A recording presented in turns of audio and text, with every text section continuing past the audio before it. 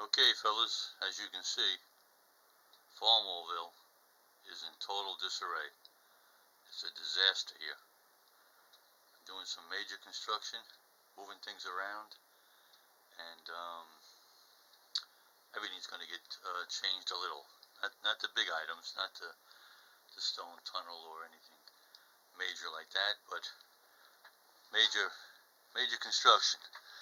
And normally I wouldn't show all the mess, but just making a video here just for the journal, so I can look back and see what I did, why I did it, as well as my kids after me. Okay, let's move on to the wind-up layout.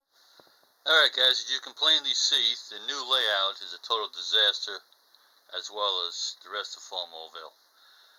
And spending a lot of time thinking this through.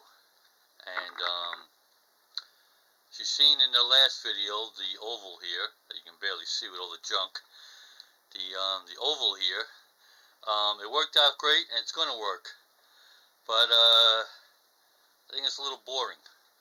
Okay, just one oval. Okay, and I cleaned all my shelves up above and started laying my trains out, like almost every guy does. I've seen on different videos, laying the trains out, each set in a row. You know, you've all seen it. You know, guys have entire giant walls just with trains laid out like that. I don't have that much room, number one. Number two, I just want to come up with something different than just laying the sets out like that. So, on the when I got the bottom shelf empty here, which is a deeper, higher shelf, I just kept contemplating what I could do with it. Now the oval here, again, I know you can't see it, it's a mess, but if you watched the previous video, you know what I'm talking about. The oval here, I was going to make a tunnel on this side over here. It's going underneath the shelf as it is. I was going to close it up and make a tunnel out of it. So, knowing that I was going to do that anyway, I tried to put the two ideas together of a better display and the tunnel. This is what I've come up with. Okay, bear with me here. I'm working with one hand on the camera. I have a lot of extra track, so I took this track and I made a half a circle. Okay, approximately 27 inches in diameter, oh 27. So when I lay that in there like that, okay, now I can even come further out and put a straight piece, okay, which I probably will. I'm probably going to come out more, okay, like that, and add a straight piece. Then what I'm planning on doing is making two false tunnels on the ends over here, okay, against the back wall. I'm going to make a tunnel on both sides. Make it dark. I might put a very faint light in it of some sort to give it the optical illusion of being a real tunnel, and the optical illusion that the track actually goes through the tunnel. The train will go through the tunnel. So now I got this circular track that I can display trains on, and it also serves as a tunnel for the train below to go underneath. And on top of that, I'll also have space. Obviously, I'm not taking the shelf away, so I got space here. So instead of having trains lined up like this straight across, I'm taking basically about 2 inches from each side, just 2 inches from each side. And by doing that, I'm allowing a whole track around and a whole new way of displaying another train set, instead of just having them stacked like that. So, and again, it serves also the purpose of a tunnel, which I think when it's all finished, it'll definitely add a new dimension to the lower track.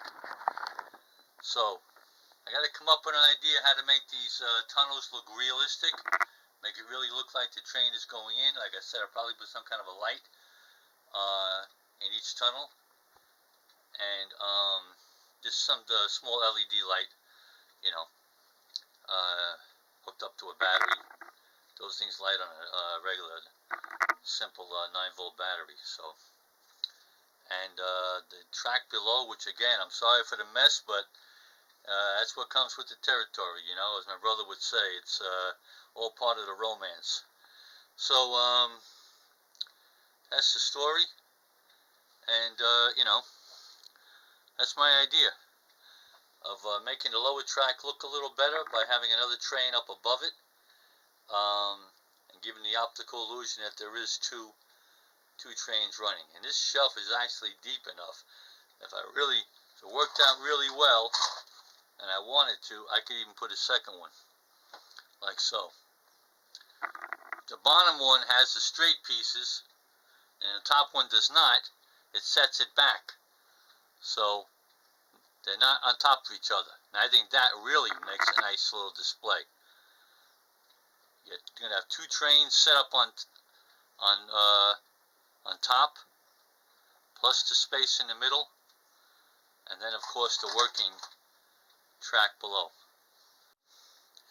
Alright guys, just going to wrap this up with a quick little snip of what it's going to look like with the 3 layers. Obviously, the track underneath the shelf is going to be partially enclosed with a tunnel. That will be the active wind-up track. The outer track for display, and then the one above it for display. So that's the way it's going to be. And if I actually wanted to at any given time, I could take these 2 pieces here of track and put them together and make one round circle above. But since in most cases I only will have one wind-up train running at a time, that kind of defeats the purpose. I really like the idea for display purposes.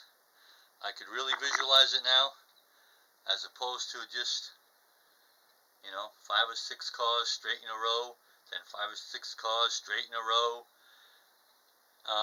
I'm guilty of it too. It's the common way to do it, but trying to come up with something different here, something a little unique, a little more exciting maybe, and I got to make those tunnels look good. So that's the story, guys. That's what I'm up to, and really want to hear your input and tell me what you think of this idea. It's going to take a lot of supporting of the track, but that's not an issue, and making it look nice and clean. So, alrighty, the clock's running here, so I got to get going. Book 'em, Dano.